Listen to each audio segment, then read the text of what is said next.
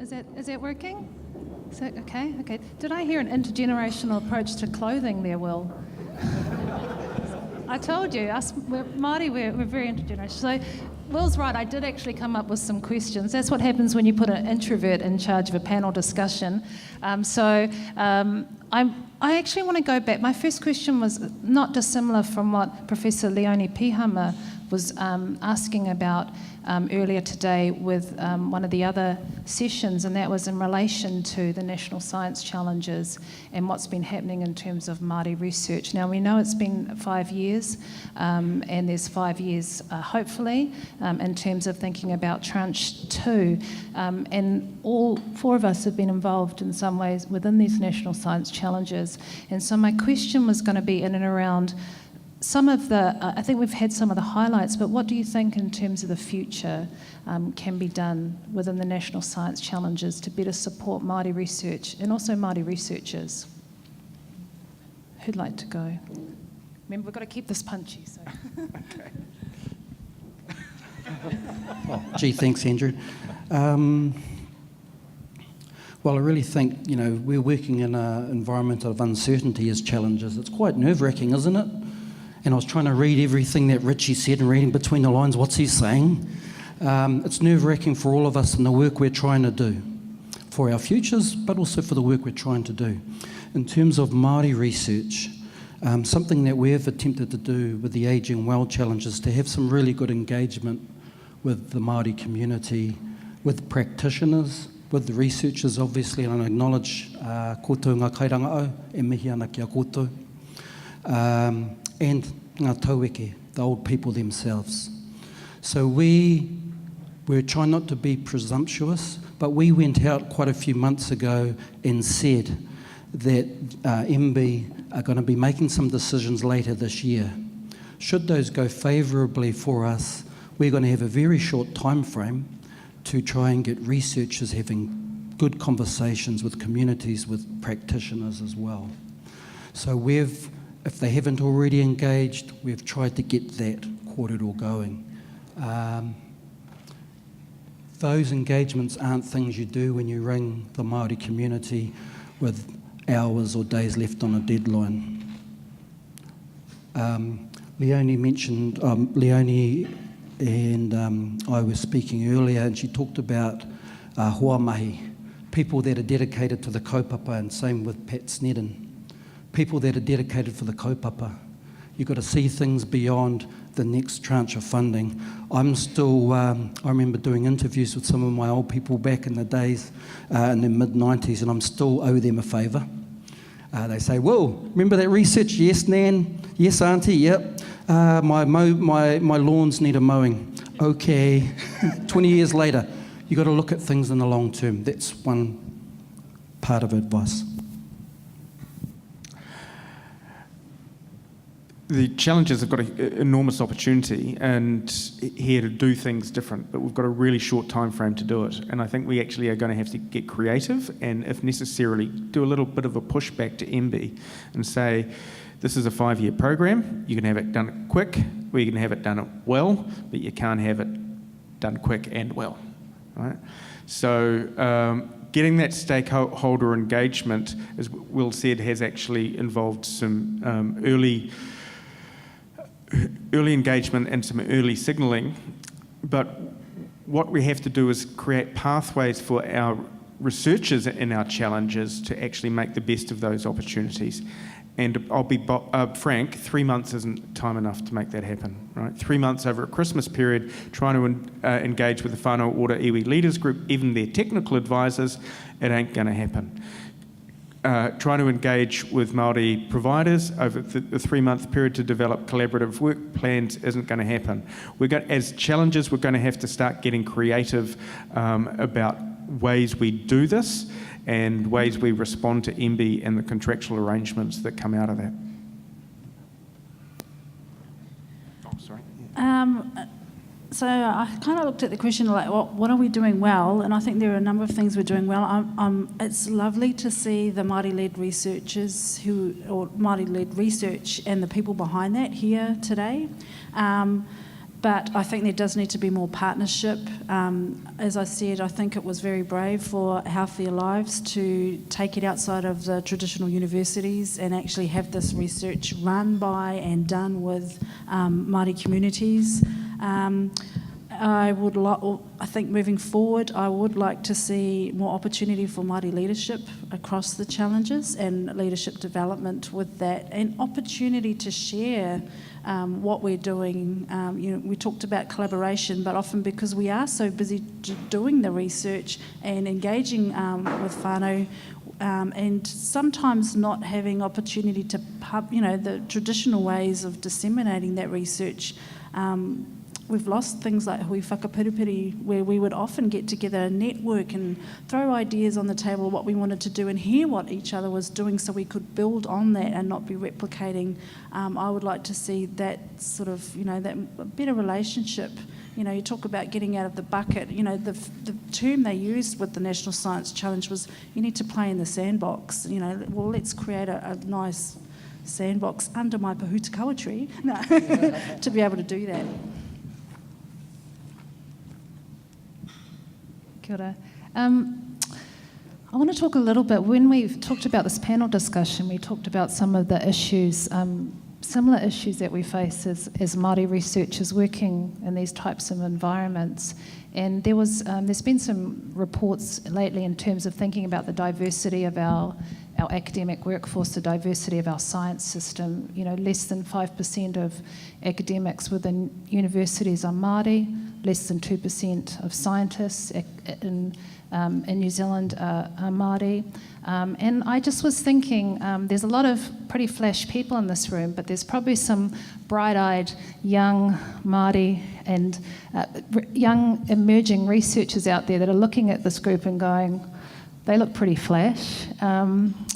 What type of advice would you be giving those young Māori, so young Pacifica, our emerging researchers, in terms of, I guess, some wise words of advice in terms of thinking about their career development, thinking about the type of skills that they're going to need to take us into the future and lead us inevitably in these areas?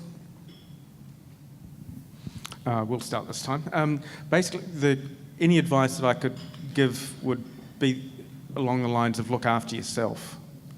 Realise that this is not an individual career, and that to find a really supportive environment, because there's some really scarily unsupportive environments out there for Māori researchers, and then learn to say no. And learn to say no quickly, because otherwise you'll become everybody else's dog's body, and your focus, your passion will become diluted amongst everybody else's needs. Now, it's particularly important if you're a sole Māori researcher or one of two working in a larger group without a support network.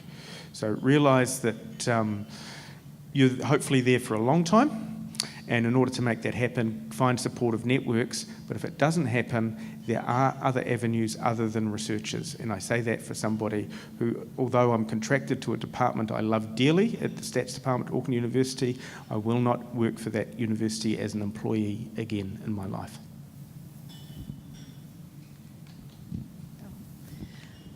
I guess along the same lines, really, it's about there's so much to do.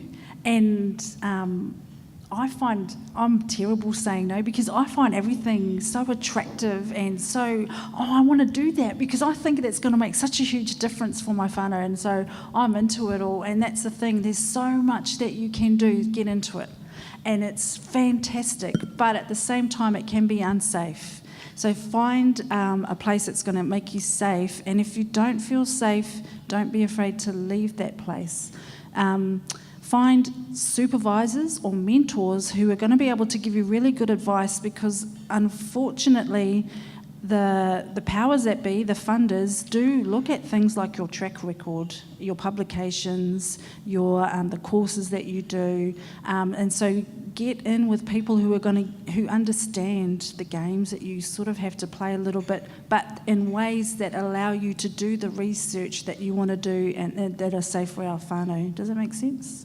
So it's been good to go. Actually, I needed a PhD, even though it took me so long. Actually, that's now got me in a leadership position in the university where I'm now able to grow people in behind me. I didn't think it was worth it, but it truly has been. So it's, acknowledging those people that really pushed me in that to do that. There's a saying, ara te aronga o te kōrero kei konei ki te taunga o te kōrero. So even though I'm facing over here saying something, I'm actually saying something to this crowd over here. So I'm going to say something to young Māori researchers, but I want those who might not be young Māori researchers in the room to take note. Young Māori and young Māori researchers. Saying no is really good if your yes is a really active yes. Is that you are focusing on something. I'm a bit like Mātere. I'm really bad at saying no, so I'm doing lots of various different things. And that would be so good for the iwi, or that would be so good for the hapu, that would be really good. And for people who try and email me and text me, they understand that a little bit about that no. That's the first bit. The second bit is about when you say yes to people and projects that are going to nurture you. I don't think it might refer to anybody in this room, but Bell Hooks has a very powerful word, and it's called other eater. I'd say to young Māori researchers, be aware of the other eater. Be aware of majority people, whether it's through good intent or otherwise, that are taking your energy, taking your time, and distracting you for what's important for you. Again, I say that with aroha. Kia whai atu I te mea nui mau, te aki a koe anō. Kia ora. Well, I'm glad you didn't say no to this panel, because it's been wonderful. And so I'm going to leave our questions. We've probably got time for one or two questions from the floor before we wrap up. So, we'll go with I was going to go with Helen first, if that's, and then Barry.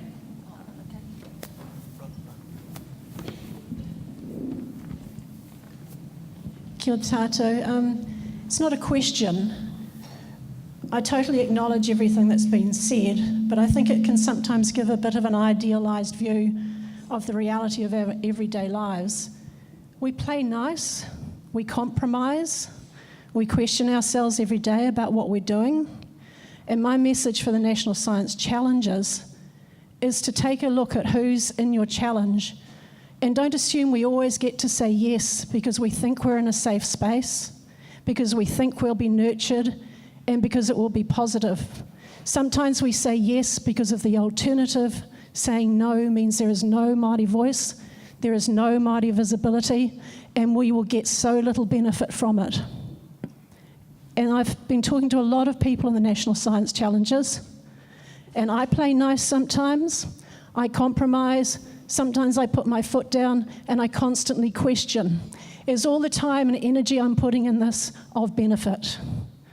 And I think that probably every Māori in the challenges, and I hope every Pākehā in the challenges also thinking of that. And we can do better. And that's my one thing for the National Science Challenges is we've come to a point now where we're reflecting and we're reviewing. And the one thing we can do for Māori is we can do better. And a lot of Māori energy, I think, within the challenges has been spent on bringing Pākehā to a point of advancement in terms of working with community and working with Māori. This is not new for Māori. Mission-led science is not new for Māori. Working with communities is not new for Māori. The new thing here is getting Pākehā to acknowledge it, to walk alongside them, to try to bring their skills up. And we can do better. And Māori are getting to the point now where we're thinking, where do we go now? We're doing stock takes in terms of reviews. We're doing stock takes in terms of where the funding is going. We're doing stock takes in terms of where we put our time and energy. And I think this is a really good point where we can look forward. We talk about working more across the challenges. This is something we had a hui before the challenges even started with Māori across the challenges. We've had hui of the cross challenges in terms of health. Māori are now starting to connect across all of the challenges. This is something we have wanted to do from the very beginning because we saw it was important, but also because that is one way we can keep ourselves safe. So we're at a point now where we can do that. So please don't make assumptions that if we say yes, it's because we think it's safe. It may not be. And we need to be making sure it is a safe environment, and Māori can do that, but every non-Māori needs to take responsibility for that as well. So we have a challenge, and that word challenge I think is really important. The challenge isn't just about the science, it's about our relationships. Vision mātauranga was an afterthought. Māori were not included in the peak panel reports except having a propensity for obesity, diabetes, cardiovascular disease, and mentioned in the appendix in terms of vision mātauranga. We have had to fight to get vision mātauranga recognised. We wanted the treaty recognised, but vision mātauranga was MB's response to the treaty. We need to uphold the treaty.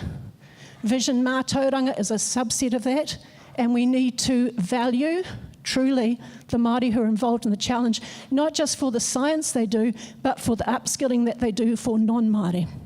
Kia ora. Kia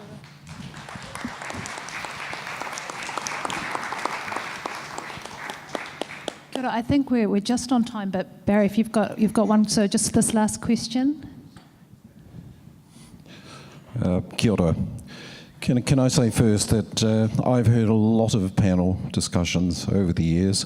The reason for that is that I've been around a lot longer than some of you have. But I've been very impressed, I must say, with the wisdom that has been shared in these short presentations and your facilitation of those moana. So congratulations to all of you. It's been quite inspiring. But I have a comment. And my comment is this. We had a comment over here talking about challenges. The challenge that we face as a nation, whether we talk about the research community, Māori community, whichever community you want to talk about, is the lack of honest conversation. New Zealand as a nation has been dishonest around inequality.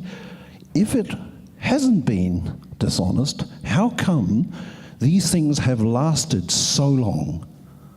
And how come we can generally sleep well at night knowing that these differences and disparities exist for some members of our communities, mainly Māori, unfortunately, as the statistics that were put up by Andrew, for example.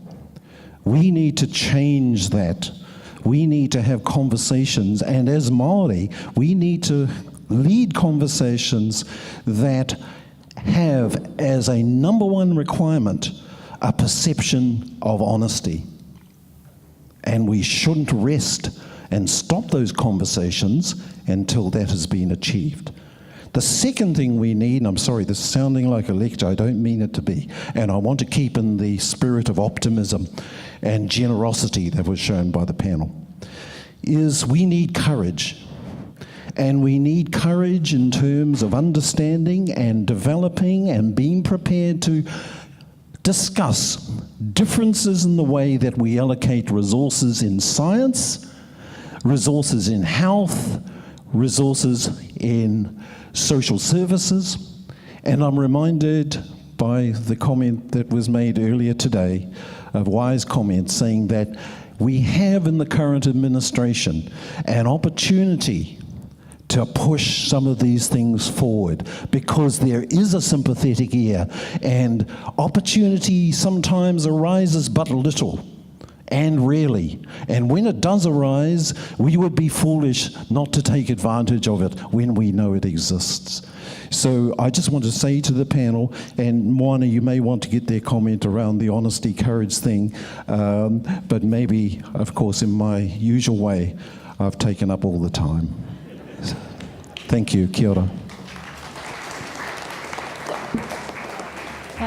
Kia ora te matua. I think you've summed it up nicely, and I think thank you for the compliment. It's been a wonderful for myself to work with you three on this panel, and I'm looking forward to the next 5 years in terms of seeing what we can do. I'm not assuming it's going to be easy, and I'm also grateful for the comments that you made as well, Helen, in terms of some of these issues. So I think we've raised some big challenges. And hopefully we've also been able to highlight some opportunities as well. So I just want to thank you three for participating, and I'm going to hand it over to Judge Andrew Beecroft. Thank you. Could I, on behalf of us all, just thank you, Dr. Theodore, for the focus you have given on what must be the most fundamental challenge facing New Zealand, how we do better for particularly Maori children, but Maori families as a whole. Until we can address those figures that shame New Zealand deeply and bring about real change, then I think we've probably failed in our collective responsibility. So thank you and your panellists, Dr. Matiri Harwood, Mr. Andrew Spall and Dr. Will Edwards, and thank you very much for what you've said.